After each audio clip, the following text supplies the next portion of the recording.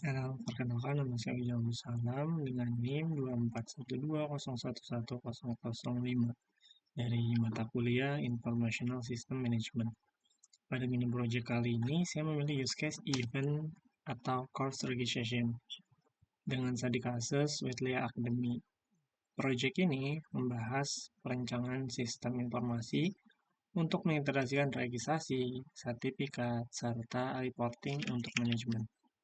Nah, di business problem, permasalahan utama pada proses sebelumnya adalah data operasional yang masih tersebar itu di WhatsApp, Google Form, bukti transfer, spreadsheet, serta email atau drive penyimpanan gitu.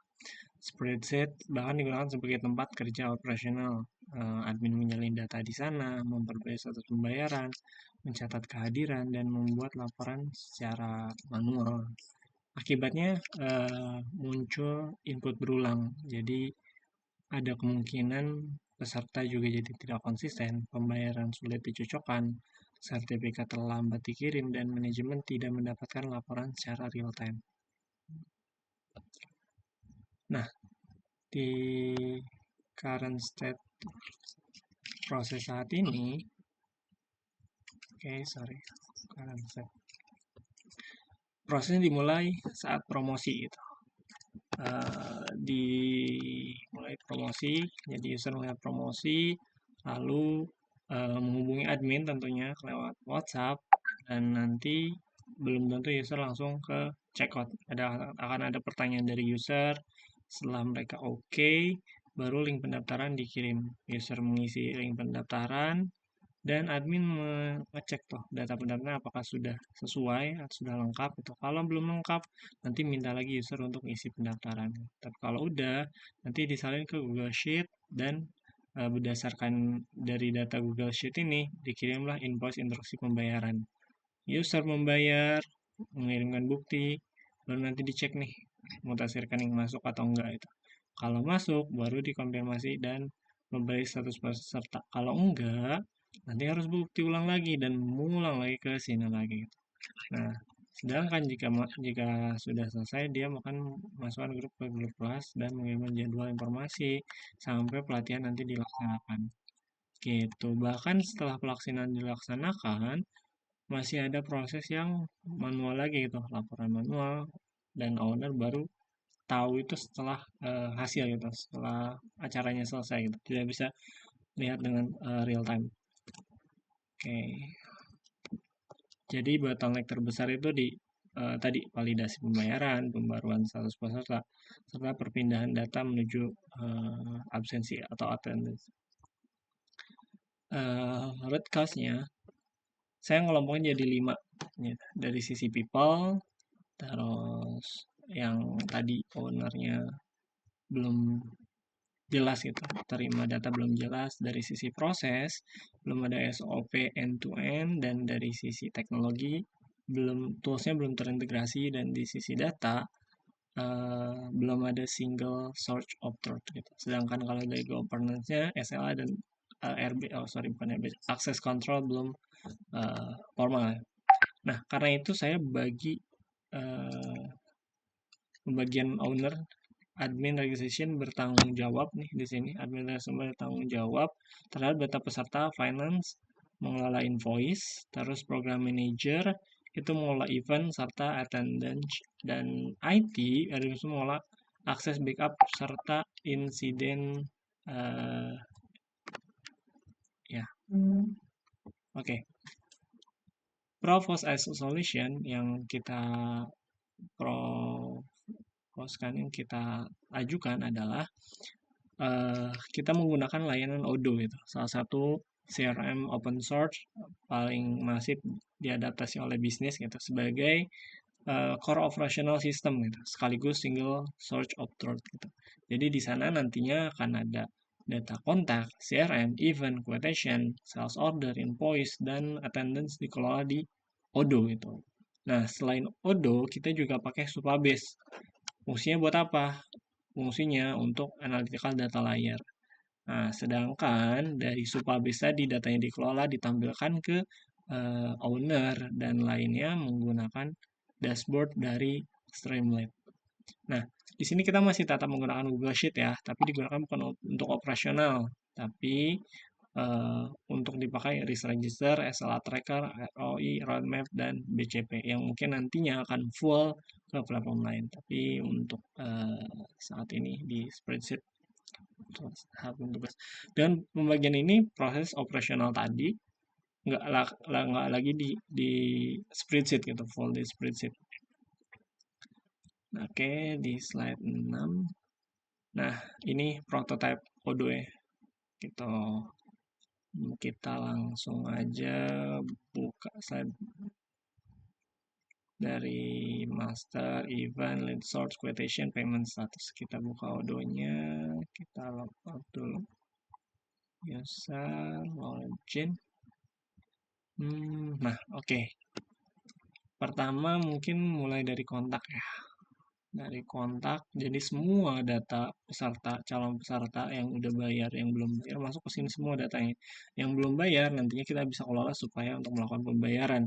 Yang sudah bayar, nantinya bisa juga kita masukkan data. Dan untuk next event, kita bisa sebagai existing customer dan tawarkan lagi. Gitu.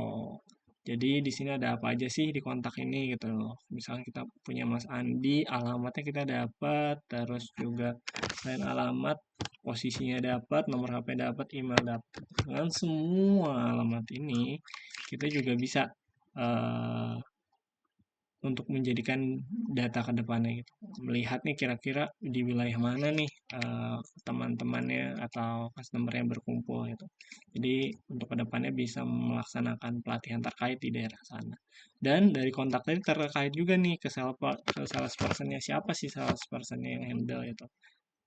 Gitu, invoicing juga masuk ke sini. Jadi benar-benar terintegrasi gitu, nggak satu-satu lagi. Oke, selain kontak kita ke event, produk event nih, event. Nah, di sini ada apa namanya? Event-event yang akan kita selenggarakan gitu. Nah, seperti ini tanggal 25 Mei, 29 Agustus, 5 September. Di saat ini sudah selesai dilaksanakan, nanti dia akan masuk ke stage selanjutnya, Jadi di saat event udah selesai 3 bulan yang lalu, 4 bulan yang lalu, datanya tetap masih ada di dashboard Odoo kita gitu. Nah, contohnya ini workshop AI untuk digital ya. Kita lihat harganya berapa? 750.000 gitu. Nah, nanti setiap peserta juga harganya akan tetap 750.000. Gitu. Selanjutnya itu di sorry. Kita selanjutnya ke CRM. Nah, di sini my pipeline-nya belum dibuat. Nih, dari semua yang tadi udah jadi kontak, kita bisa mapping nih di CRM. Mana sih yang masih baru, mana sih yang udah dikontak, atau mana yang qualified, yang quotation-nya udah dikirim, sampai yang pembayaran masih pending dan yang berhasil juga ke-track di sini. Jadi nggak bakal kececer-kececer atau misalkan usernya, wah ini lupa kelewat, nggak ada lagi itu istilah seperti itu. Selanjutnya itu di ini nih, opportunity-nya kelihatan juga. Lanjut di next-nya itu quotation yang tadi, quotation invoicing. Nah, kita bisa send saat ini masih lewat email memang ya. Kayak misalkan ini Putri Ayu 2 hari lagi kita send lewat email. Tapi ke depannya kita bisa integrasikan juga lewat WhatsApp. Nah, dan semua perubahan di saat itu jadi draft atau misalkan dibayar, semuanya ke-track gitu. Bahkan sampai not pun ada ya. Gitu. Lalu selanjutnya di sales quotation. Nah, ini juga NSO sales ordernya. Semuanya sudah ada di sini, lengkap. Nah, lanjut ke Supabase. Kita menggunakan Supabase sebagai database-nya. Kita pakai Postgre, Weekly UAS. Oke, di Supabase kita buka di tabel dulu, tabel. Semua data masuk ke sini. Data attendance, sertifikat. Jadi dari event webhook yang dikirim sama Odoo nanti datanya ke record kan. Course, feedback, partisipan, semuanya masuk ke sini semua. Gitu. Jadi Swabiz ini digunain buat analytical data layer ya, bukan untuk gantiin Odoo gitu, tapi untuk analytical tadi. Tabel utamanya terdiri dari ini partisipan, feedback, course, sertifikat, attendance, registration, dan certificate. Oke, mungkin kita masuk ke IRD-nya, IRD database. Nah, ini. Jadi, semua tabel di sini tuh saling terhubung ya. Nah, sebagai partisipan, sebagai penghubung antara, uh, sorry, nah, registration sebagai penghubung antara partisipan dan juga course. Nah, dia jadi perantaranya nih dari partisipan sama course.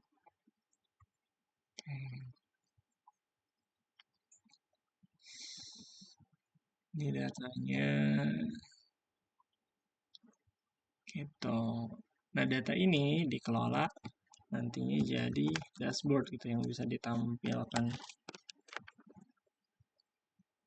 Di sini ada KPI, yaitu total partisipan berapa, registrasi berapa, file partisipannya berapa, sampai ke revenue-nya berapa, ada di sini juga. Attendance rate-nya, upload certification, certificate SLA, SLA compliance, semuanya. Sampai funnelnya pun terlihat, registration funnel, registration trend, semuanya masuk ke sini. Dari data tadi, itu dari data yang udah kita punya. Gitu. Nah, di sini juga kelihatan nih, oh kira-kira nih dari course yang kita punya, mana sih yang kapasitinya penuh gitu, hampir full, atau mana yang nggak laku gitu, yang kurang laku. Atau mana yang misalkan kapasitinya itu udah full registrasinya, tapi mereka belum pada bayar gitu. Entah itu harganya kemahalan, willing to pay-nya jadi lebih rendah. Terus selain itu nih, ini kita bagi lagi, cacah lagi ya. Ini untuk registration overview. Jadi dipecah jadi coba. Kedua itu payment revenue, attendance feedback, ada ini sedikit service SLA, sampai data explore. Atau kalau kita mau ekspor datanya. Oke.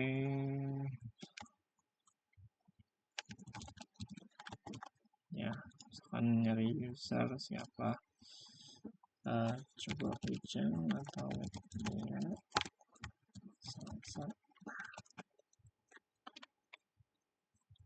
Oke, kita lanjut ke slide. Oke, jadi tadi ya Supabase Remlit Decision Support untuk membantu dukung.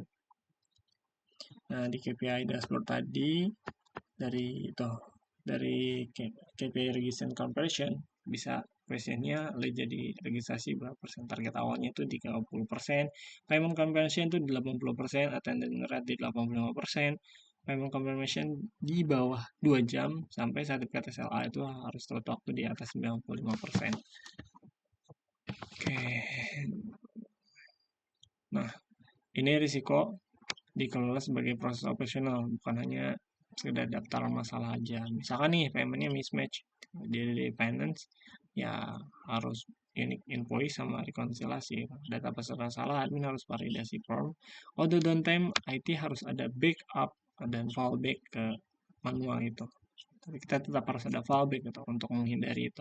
Sertifikat terlambat, ya program harus ada setelah H-2. Data privacy yang lewat tadi, role based access. Gitu.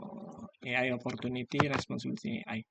Nah, jadi untuk kedepannya memperbaiki sistem juga nantinya akan dibantu dengan AI ini. Salah satunya di awal kita pakai AI Pick Assistant. Jadi orang yang mau nanya course dan jawabannya masih bisa dijawab oleh AI, akan ditransfer ke AI agent. Tapi kalau misalkan sudah tidak bisa, nanti ditransfer ke human agent.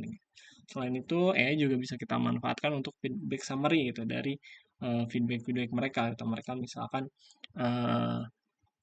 buat review tuh, review setelah acaranya. Kan kita nggak mungkin baca satu-satu itu. Untuk skala kecil 5 mungkin masih bisa, tapi di saat itu sudah masif, sudah banyak, kita butuh AI untuk summary feedback-feedback itu gitu. Selain itu juga kita bisa gunakan sebagai lead classification dan minat dan potensi buyer itu gimana sih, mereka lebih berpotensi bayar di course-course seperti apa gitu. Jadi ke depannya di saat kita membuat course lanjutan, kita bisa arahkan nih, oh untuk orang ini tuh course-nya yang ini gitu, yang kita propose ke mereka gitu. Jadi nyambung ke yang selanjutnya nih, course recommendation kelas lanjutan. Oke, ROI, cost benefit dan business value gitu. Cost tahun pertama ini adalah pembuatan semuanya dari Odoo, server dan lainnya itu di 30 juta. Dan benefit tahun pertama potensinya di 42 juta. Jadi proyeksi ROI-nya 40%. Nah, payback periodnya berapa lama? Ini bisa balik itu, yaitu di waktu 6 bulan gitu. Dengan net benefit artinya dari 42, 30 juta dapat 12 juta.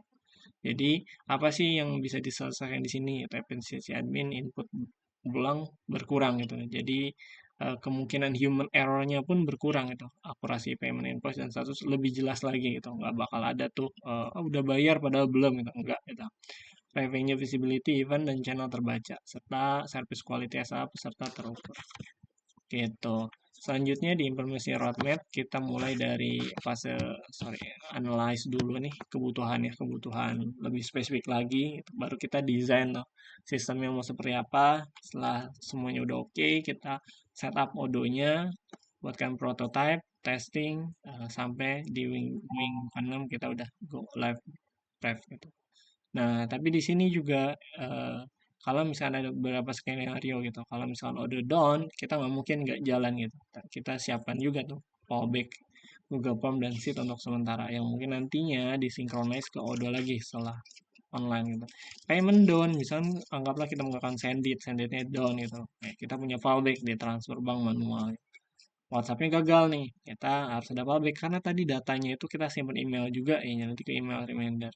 Data error, kita harus punya backup manual, bukan backup manual, harus ada backup per hari, daily backup. Oke, next, final recommendation dan defense point. Fase 1 itu yang core-core dulu ya. Kontak, CRM, event, sales, invoice, dan SOP.